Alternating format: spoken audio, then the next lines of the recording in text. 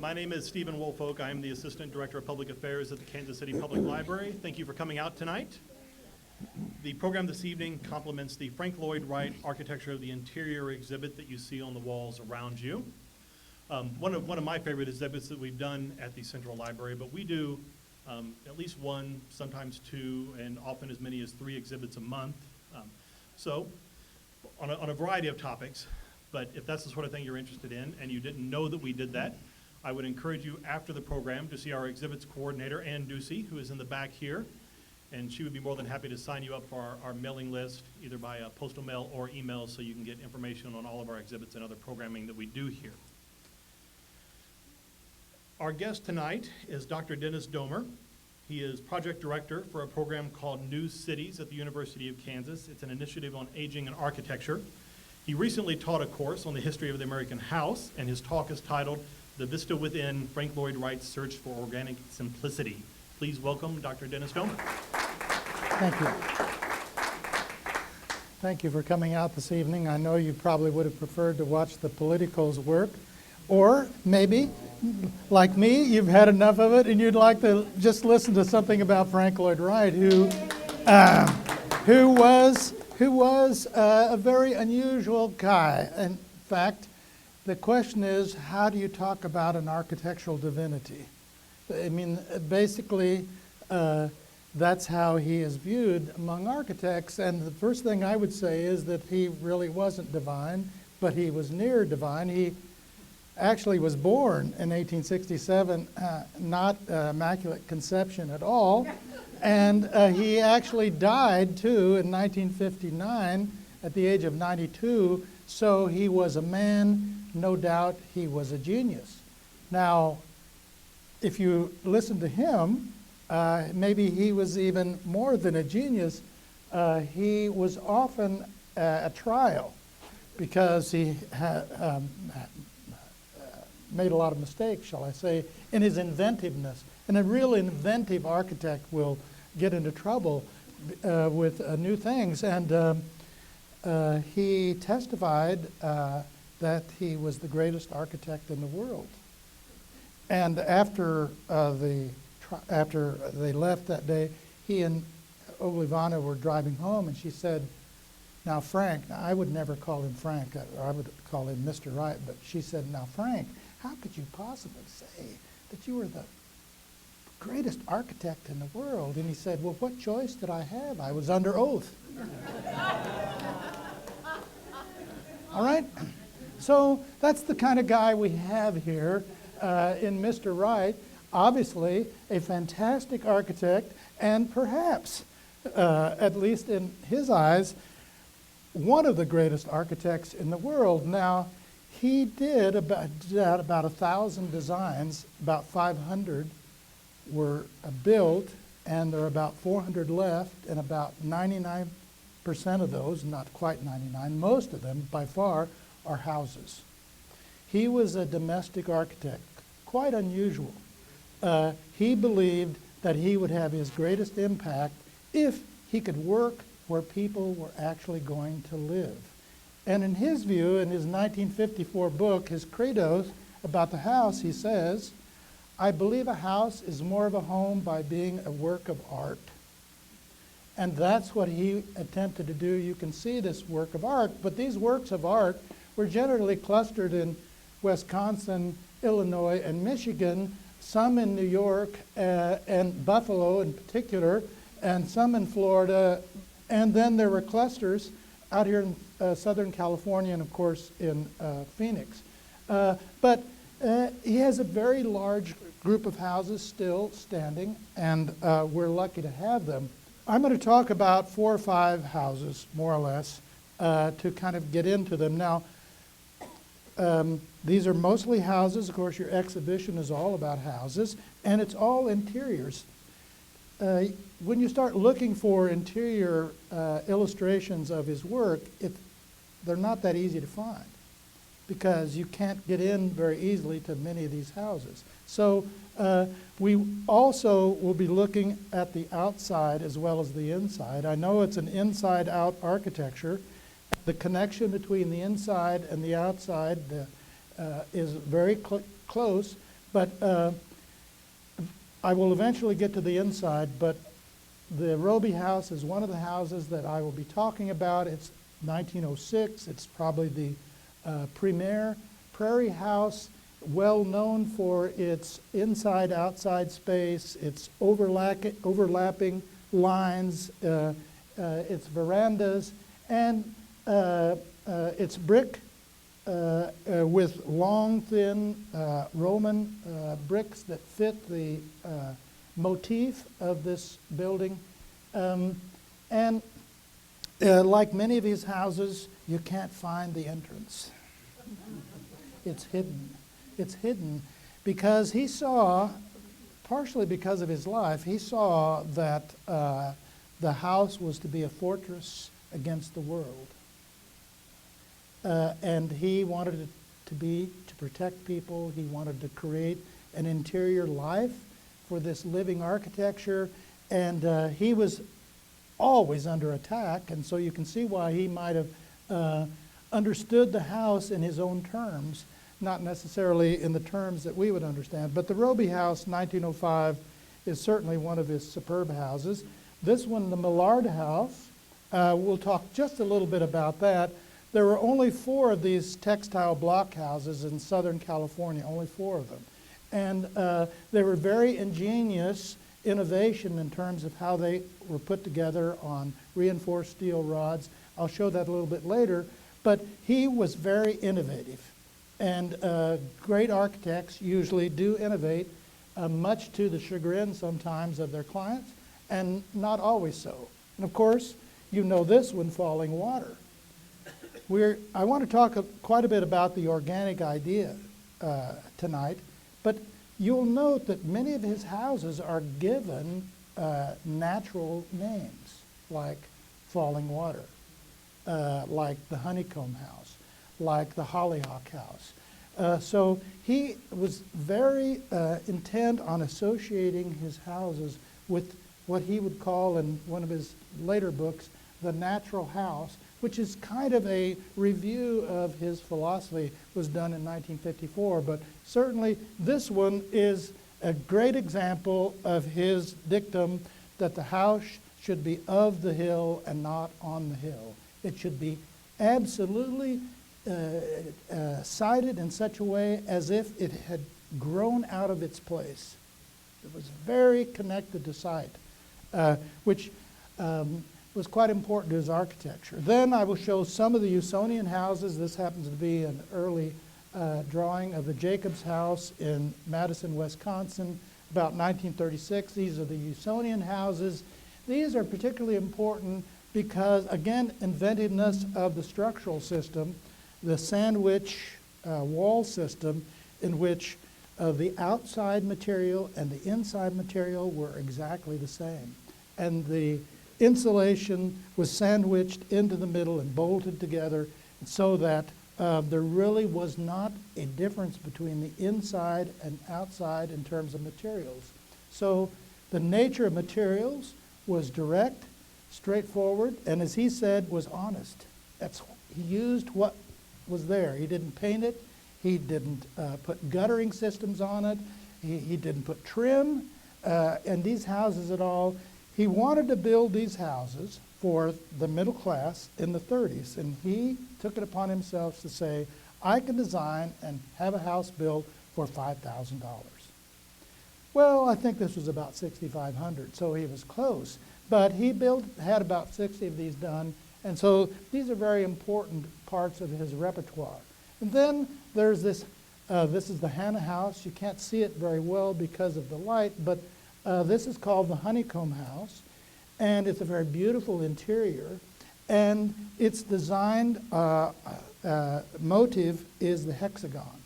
So most of his design work with this house is, one way or another, a reflection or a modification of the hexagon. And I will show that again. What was really important for Wright is that he took a motif and he carried it out at every scale. He applied it at every level, and that was his organic ideal. Now, the organic idea, form follows function. That's not Wright's That's Mr. Sullivan. Wright called him his Liebermeister. And Wright went to work for Sullivan and Adler when he was 20. He got to Chicago in 1887, so he was 20 years old. And these men had already made an international reputation for themselves. But the organic idea goes way back to people like Emerson, who wrote a poem called Nature, and he wrote about nature makes the mason who makes the man. There were other people. Horace Greenough was interested in the organic.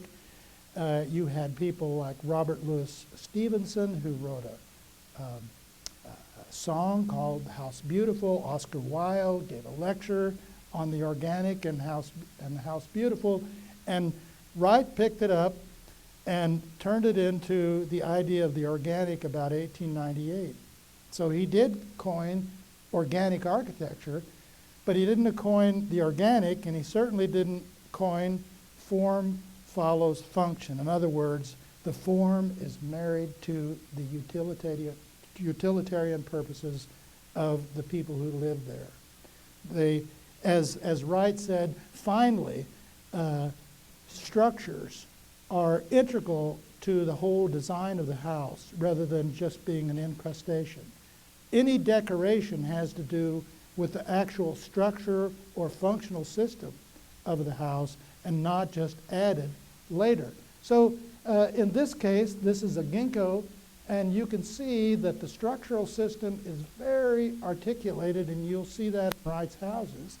And at every level, at every scale, at this scale and at the lower scale, you will see that it continues to be this branching structure.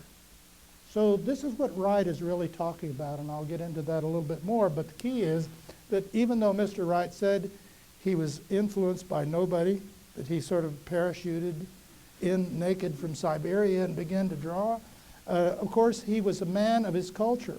And what he was really, really important for is that he synthesized his cultural influences in ways that others didn't. And that was his genius. Now, what was really important was where he grew up.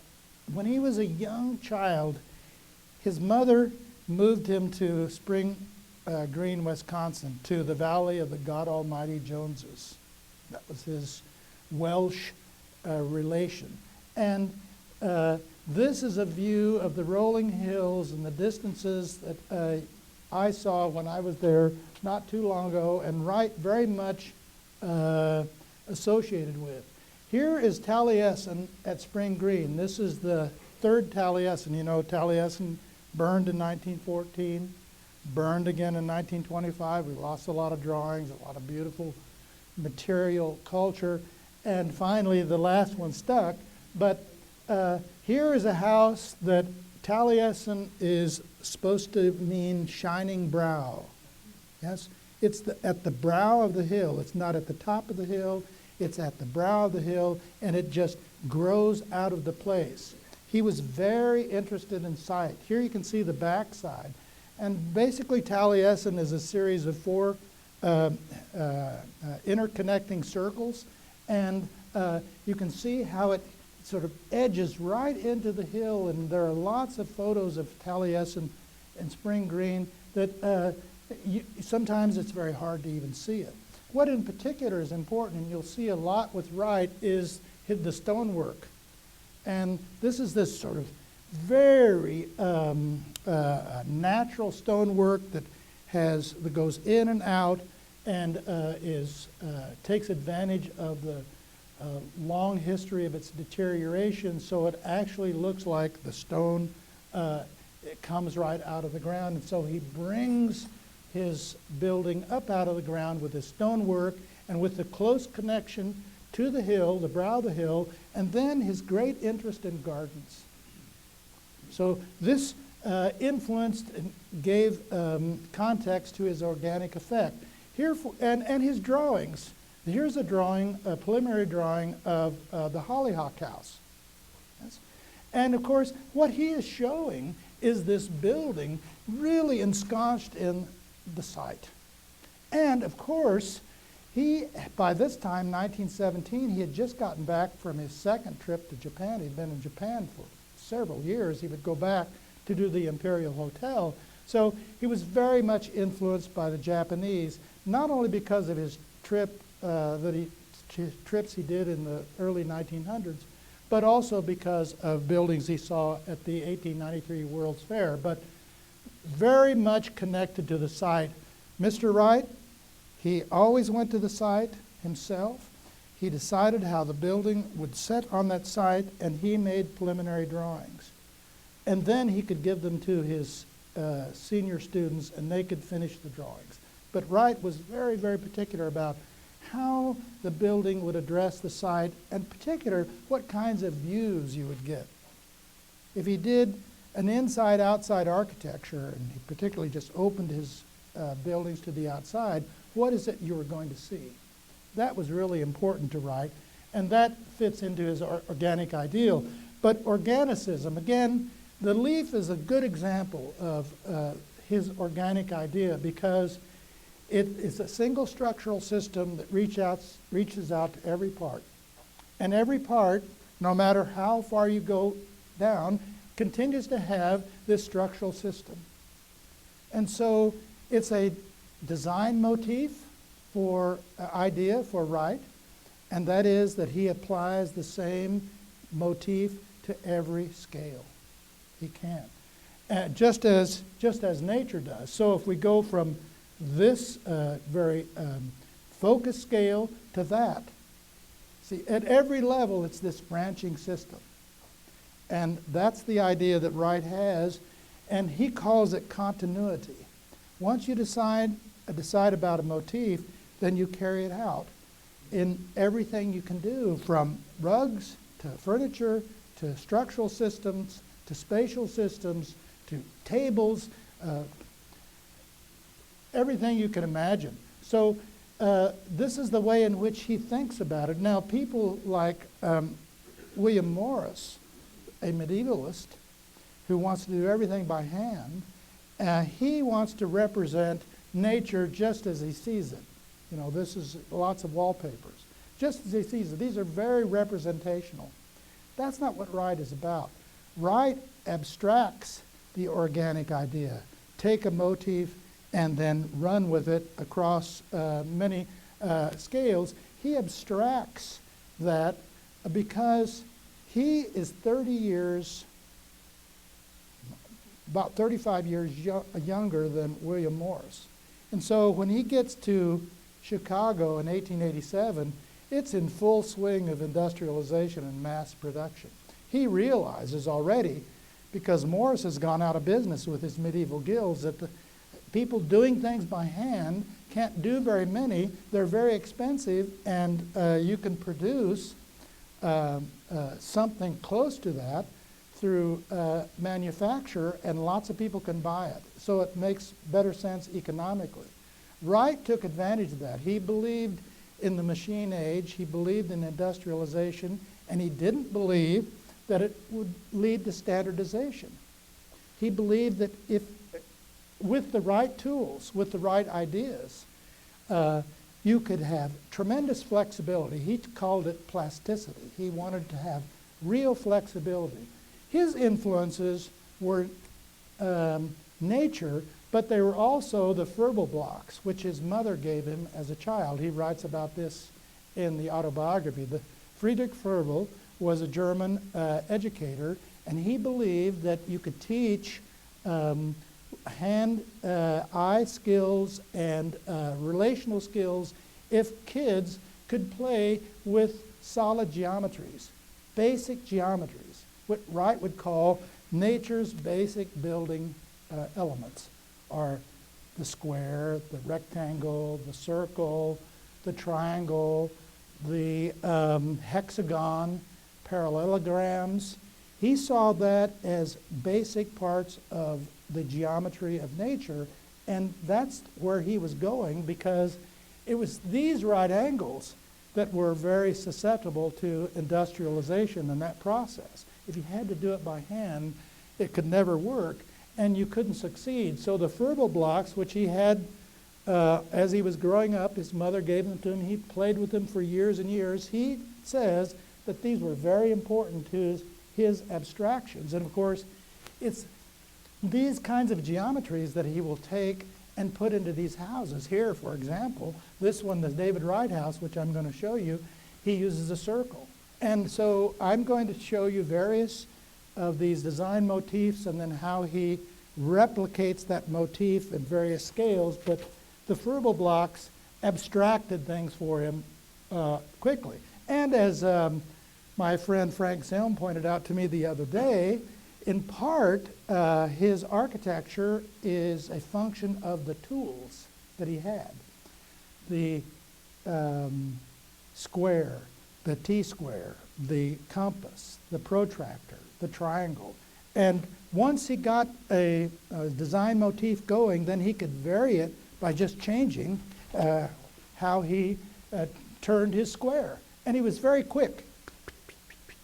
If you go to YouTube, I believe, you go to YouTube and look up Frank Lloyd Wright, you can see him doing some of his drawings.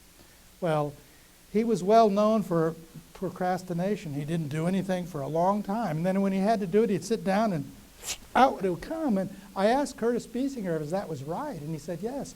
Biesinger was a friend of ours at KU, worked for Wright for 17 years, and Wright was fast, and he did it pretty much all at once, laid it out, and then he could turn it over to his senior designer, Curtis Biesinger, and he could finish it up. But a lot of this work is a function of the tools that he had. It's very different today. Students aren't using these tools at all. And I actually think that they would be better off if they were, but they're not. So let's look at some of the connections between inside and out. This is the Lloyd Lewis house, 1934. This is a Usonian house. You can see that this is kind of a built-in garage. Usually there were carports. Generally, these houses were built for middle-class people, and as I said before, the inside material was the same as the outside material. And if you look at it from a different perspective, you can see that there are a lot of overlapping roofs and outside terraces, and very much tied in and connected to vertical, usually brick or stone. In this case, they're almost always brick. So he has quite natural wood, usually cypress siding and brick. And the structural system, again, is this sandwich system. And this particular house is a Usonian house, is 2 stories. But if you look at it, if you take the outside and say, all right, what's the main geometry being used here? Well, it's a geometry of rectangles and squares put together in various ways. And if you look at his ideal view of the Lloyd Lewis house, this isn't exactly how it looks, but if you look at it, you can see that he has taken exactly the rectangle and square, and he has changed it, made it, fixed it quickly, put together an interior of rectangles, squares, and not only in walls, but in furniture, particularly in carpets, and also in fenestration. These clear stories are really important because they bring in light. And bringing in light is one of the most important natural elements we have. And Wright, usually in his houses, every room, one way or another, got light some time of the day. And so you can see this connection between the inside and outside very easily. Now, this is the David Wright house. This is the one in Phoenix that the developer has bought for 1.8 and wants to sell it for 2.1, and if somebody doesn't buy it for 2.1, he's going to tear it down. This was done in 1952, and obviously this is a circle. He's now selected that geometry to use, and he will take that geometry and apply it all across. This is a kind of almost a textile blockhouse, not quite. It's actually a concrete blockhouse, but you can see here that he has used the outside, and now he has used his compass. And look, all the lines are there, and he's putting things based on where they are in the degrees of that circle. And it's circle upon circle upon circle upon circle. He likes to layer things. It doesn't bother him at all. And here's the interior. Again, the circle is used in tables, used in carpets, used in windows, used in the roof. And then this curved projection there that is part of the structural system that separates the living room from other spaces is obviously part of the motif.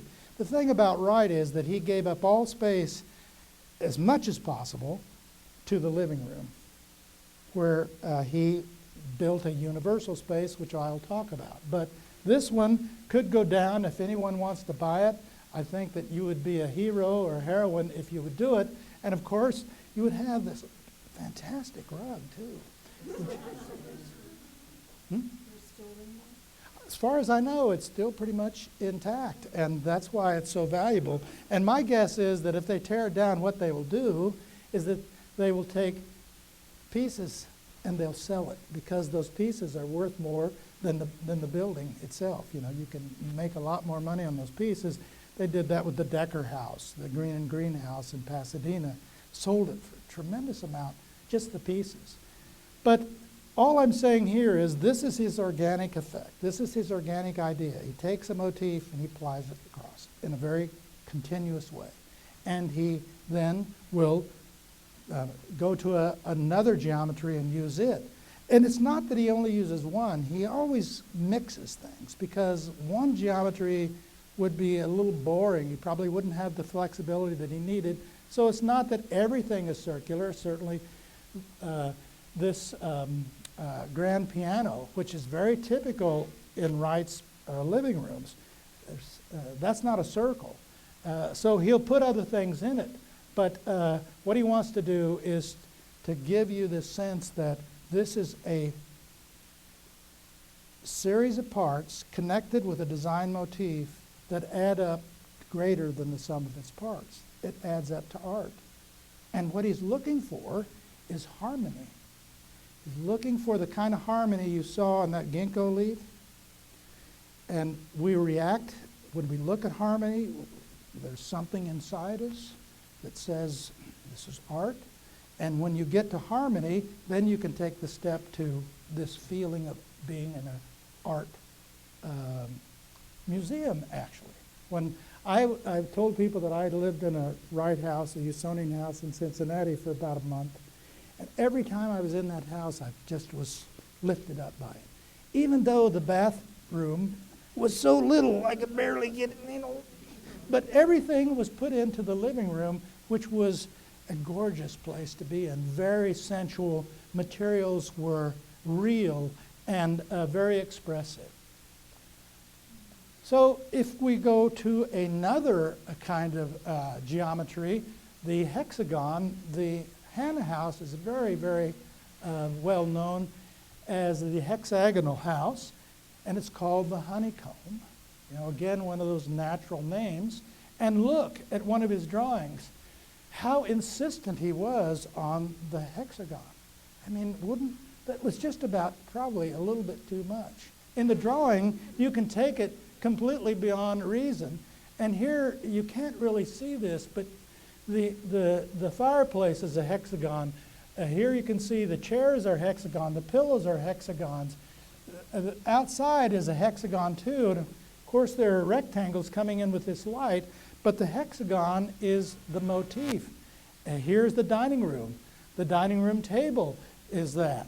And of course, I will talk about light later, but just to point out that the indoor-outdoor space through these massing of light panels is very important. And then indirect lighting will be quite important. Here he actually has electrical indirect lighting, but you'll see a lot of clear stories.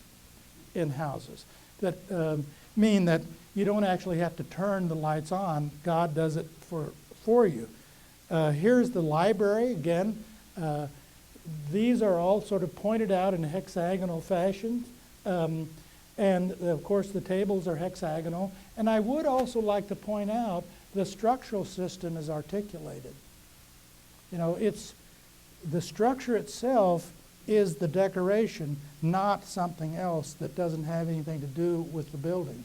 So the articulated structure is a very important key to organic architecture for him.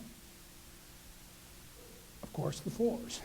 So if you don't like hexagons, you won't want to go to this house. But it's a gorgeous thing, and you will love it if you do go. Now let's look at another aspect of this. You know, it's organic architecture has many dimensions, and another dimension is universal space. And this is the living room of Fallingwater. Again, it's not as good as I would like for it to look because of the light, but you have this tremendous vista across a very open space. You come in, very hard to find the doorway. You come in, generally you come in, Mr. Wright was 5'6", so he's about 3 inches shorter than I. So you come into these spaces, it's the entryway. And then when you get into the living room, it just explodes like that. See? Explodes up, explodes out. And this is the vista I'm talking about. You have this look across this wonderful universal space, and he's capturing the outside and bringing it in. This is an old idea, but he's capturing this universal sense that he got in the Valley of the God Almighty, Lloyd Jones's. You can see all the way to the horizon. This is about 1915, so Mr. Wright would have seen this view many times, and so he wanted this natural open space. What was it? It was freedom. It was individualism.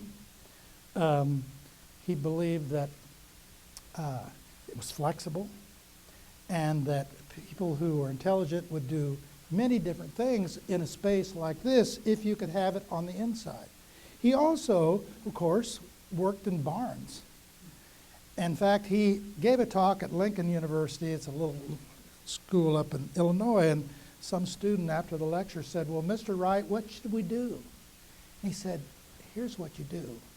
Quit school, go home, look at those barns that those farmers built, and that's your basis for building a great architecture. You can't learn anything here in the school." He was very against universities, as a lot of people were in that time.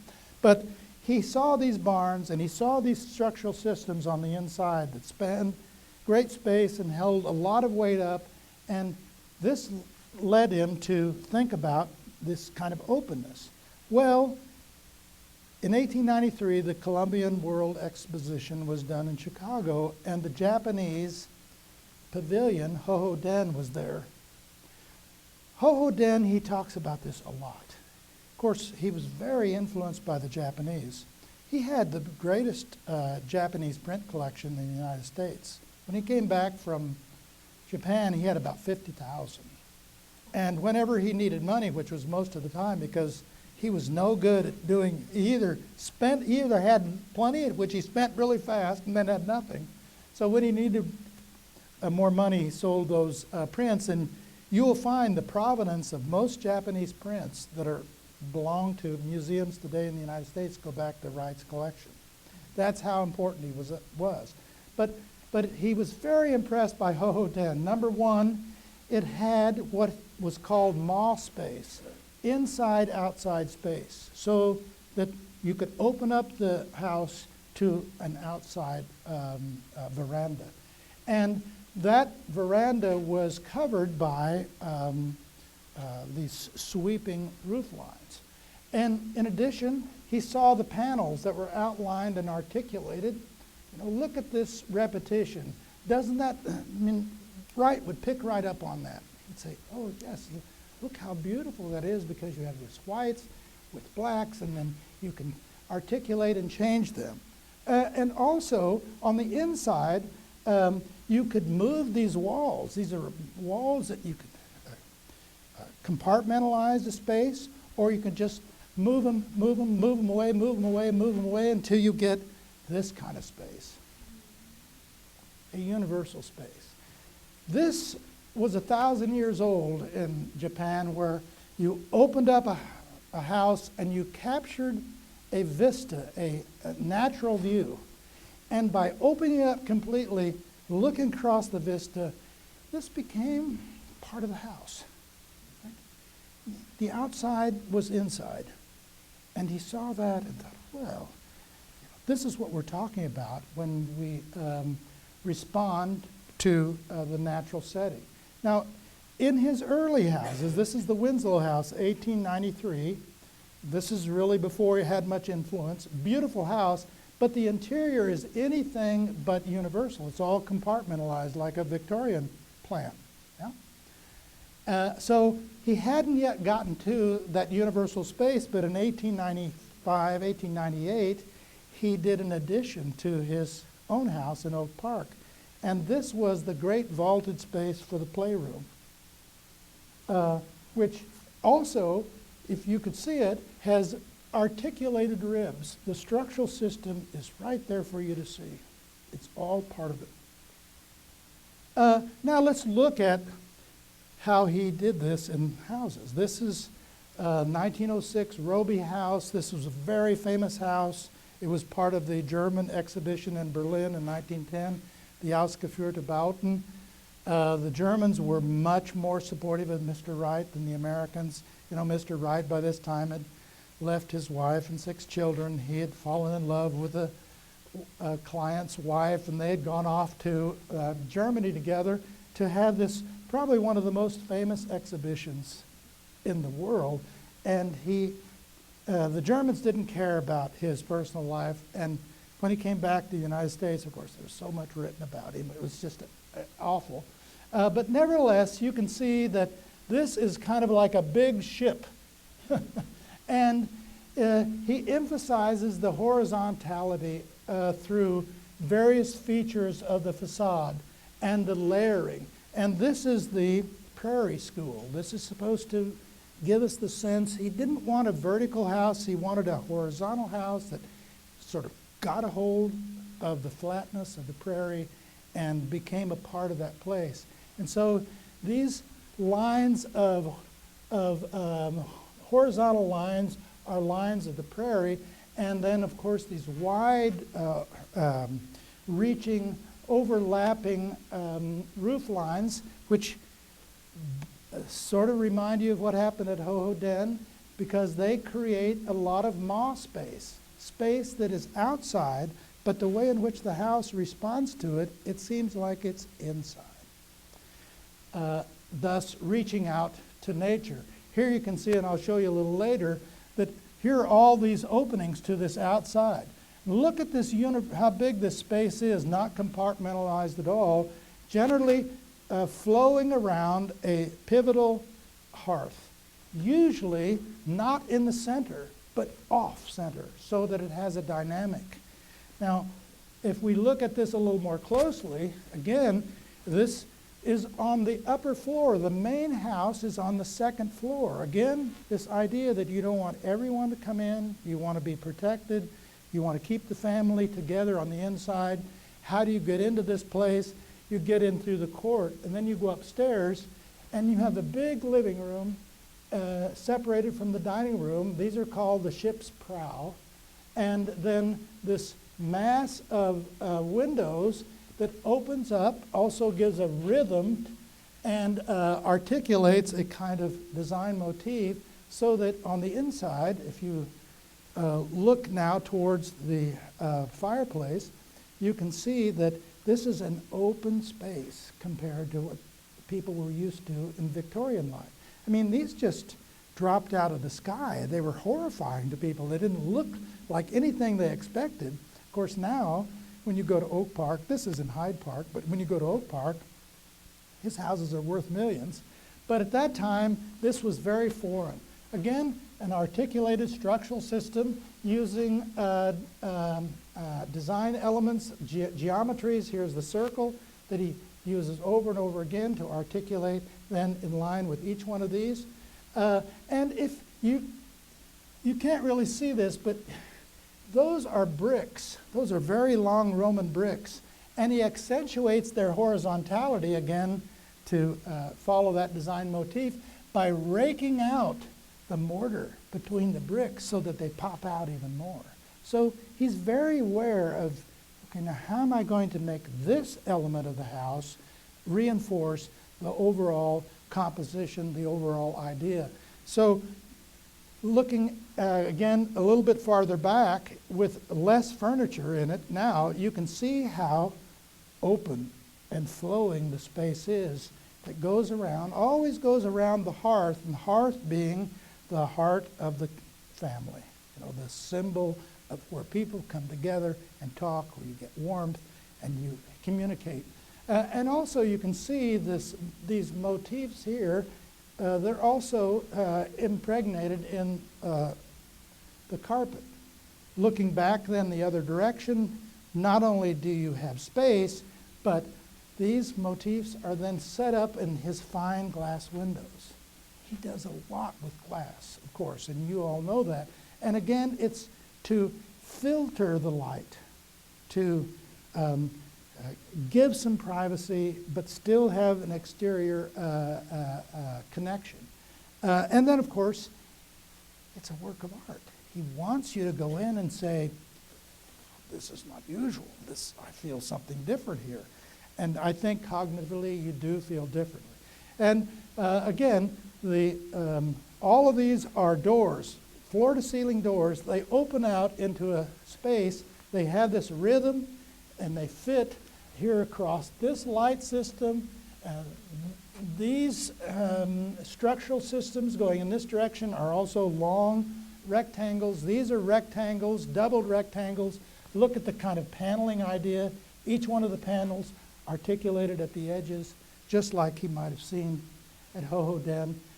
Here is the maw space, the outside space. You open up all these doors and you walk out. You have a veranda that you're looking down then into the street, but you're high up. So this is the south veranda, and here's the veranda in front of the prow. So this is a great cantilevered roofing system that you can sit here and it can be pretty bad weather and you will be sheltered and protected by it. Here you get a chance to look at these long bricks and how here he's whitened the mortar to give them the kind of horizontal lines again, but he has raked it out a little bit to make the bricks come forward.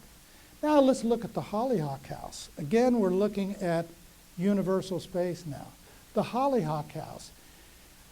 Well, hollyhocks, Wright loved hollyhocks. They have a long stalk, and then on each side they pop out these flowers.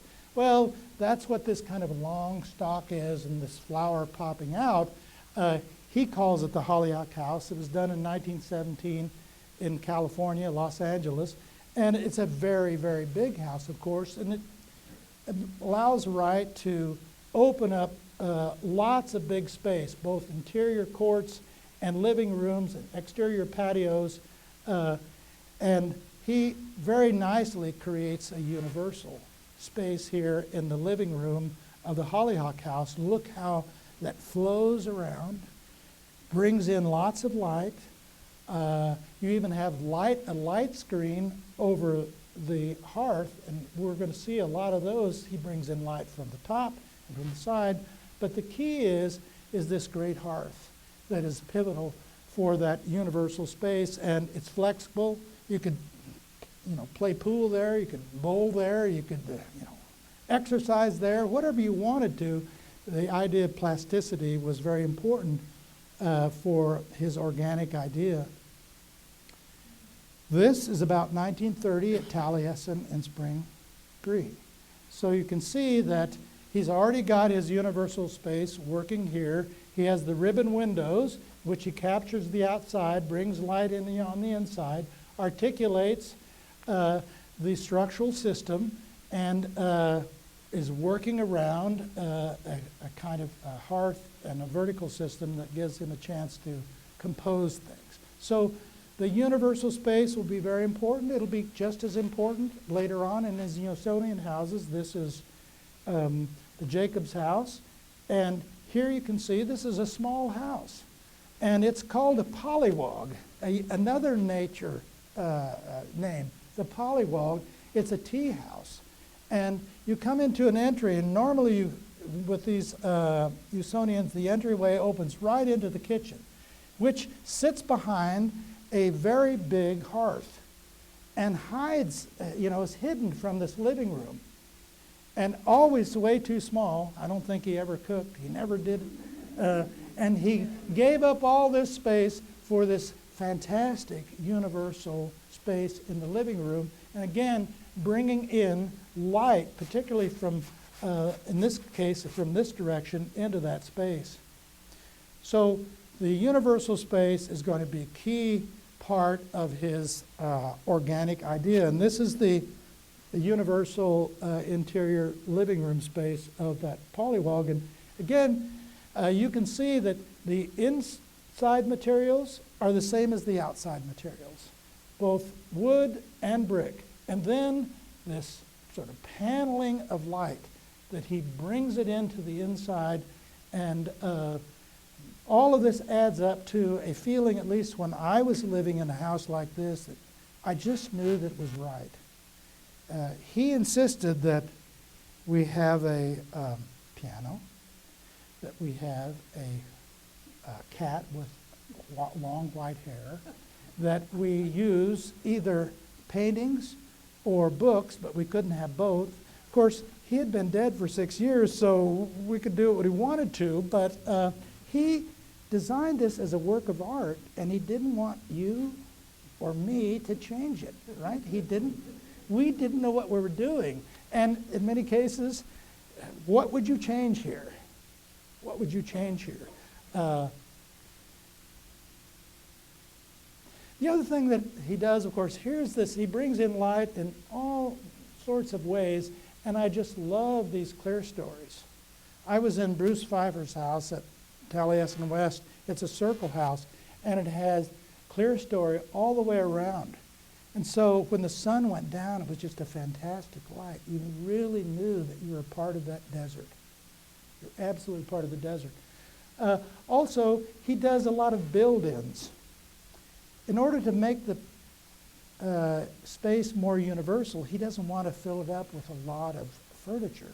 So he tends to build in tables and chairs, even places to sit along the side, and he always builds in bookshelves to keep things out of the way. And generally the moderns follow that. So you go into a rancher, you're going to find lots of built-ins, and everything is supposed to be in its place, and you don't have very much in corridors.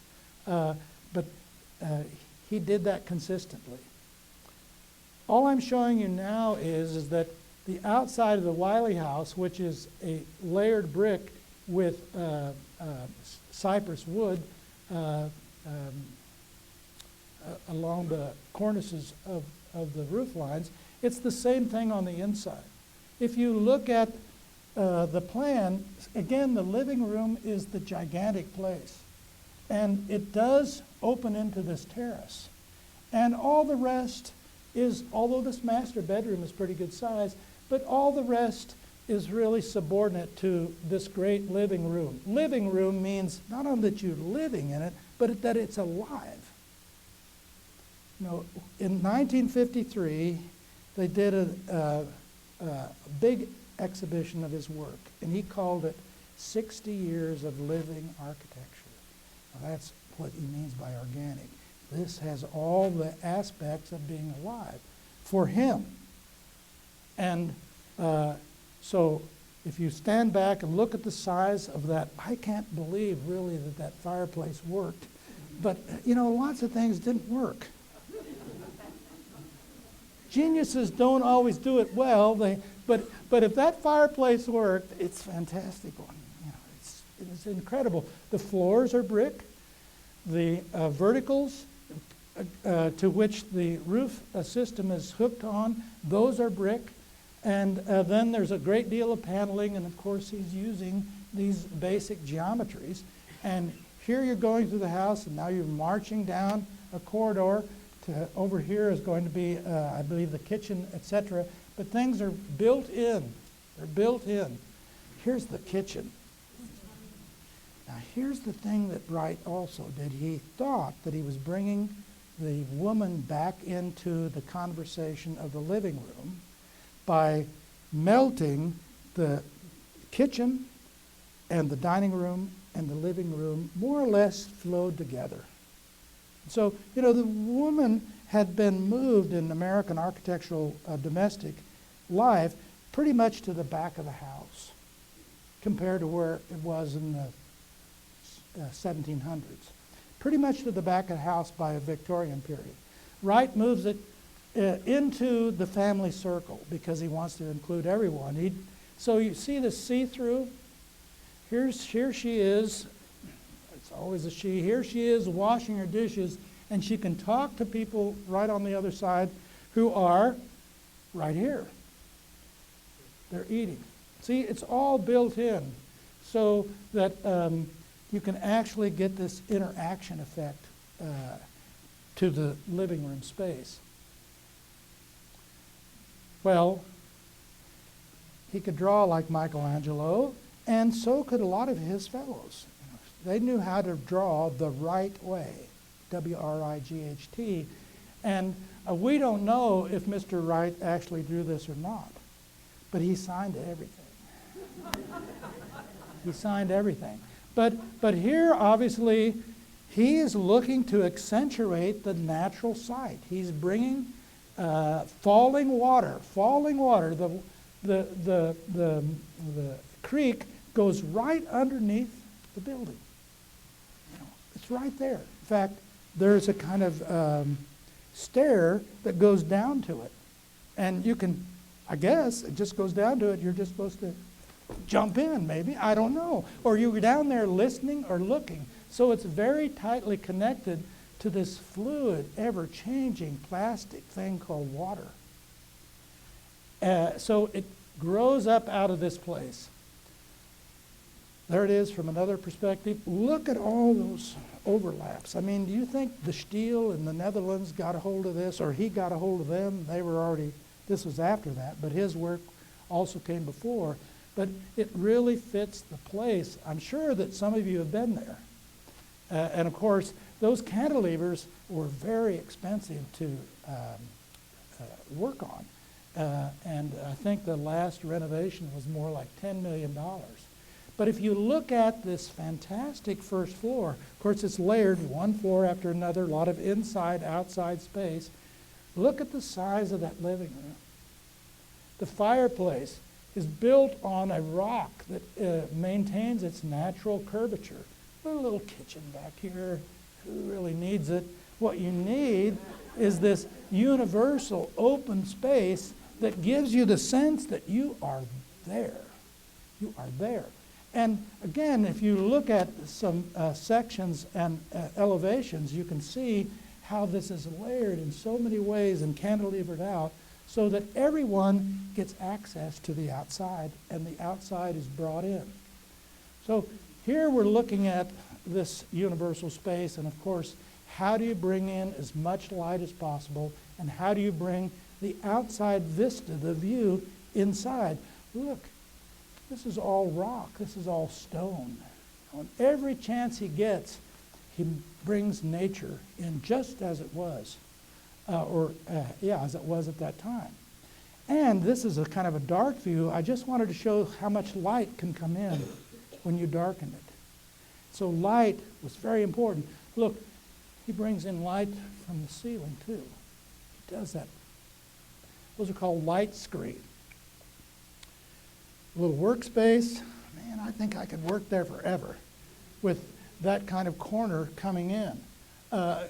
Very articulated, straightforward, honest use of materials. He's not afraid to show that.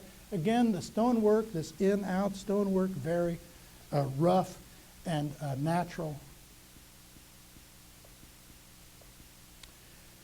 Now let's just look at some other things. This is the Ennis House in Los Angeles. He did 4 of these textile block houses. And this textile block system, which I'll show you, it was very ingenious. But what I like about this motif is this square within a square within a square within a square, which is fairly audacious of Mr. Wright, because that was his symbol. So how would you like to get your architect to put his stamp across your house in 1,000 ways, both inside and out?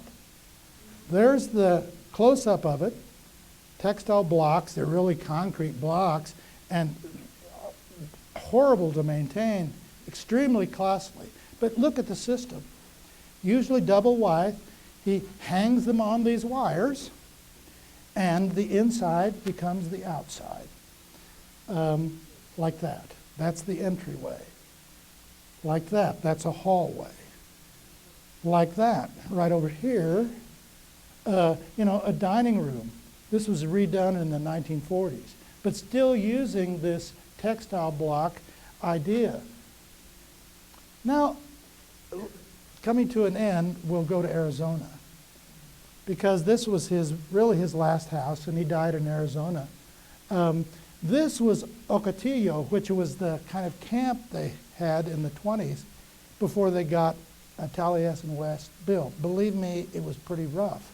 But what's interesting here is that they used canvas as a roof system, articulated structure, but they used canvas. You could do that, of course, in Phoenix, but you couldn't do it in Kansas City, you couldn't do it in Wisconsin. But it brought a kind of translucency without the direct heat of the sun. And so it worked.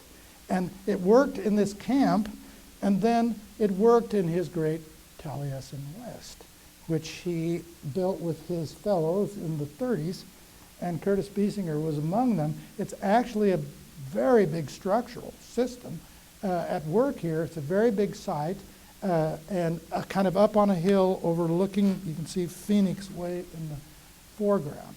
And you can see that it is a very big complex, loggias, workrooms, gardens, terraces, apprentice dormitories and bedrooms, but it was a very abstract architecture. If he ever was able to take nature and just take its kind of abstract expression through stone and put them in around concrete. I mean, can you imagine the size of those stones?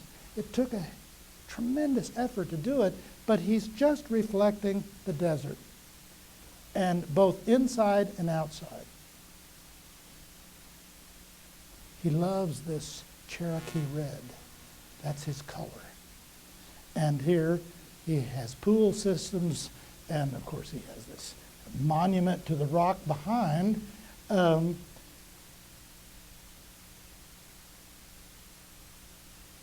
Ho-Ho Den, same thing going on. The inside is the outside. That is a gorgeous place. If you can go to Taliesin West, you will really enjoy Taliesin West. But you can see that the sun does get to it, and they do have to change that canvas out. But basically, a highly articulated structural system. The structural system creates the space that you're not afraid to show. You're straightforward and honest with your materials. You have universal spaces, lots of light inside and out, and these overhead light screens are made of a different material, but the Japanese did that as well.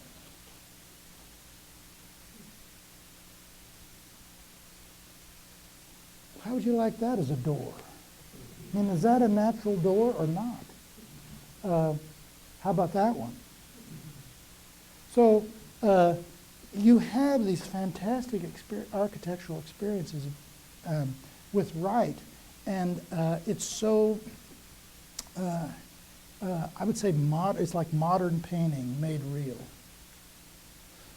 great hearth. I love his film room. I could see those films there forever. And of course, every Sunday night they always had music.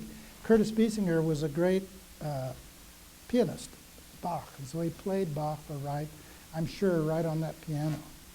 So what do we say about Mr. Wright? Well, Mr. Wright was his own man. He was definitely a creative genius, and if he's not the greatest architect ever to have lived, he's got to be up there in the top 4 or 5.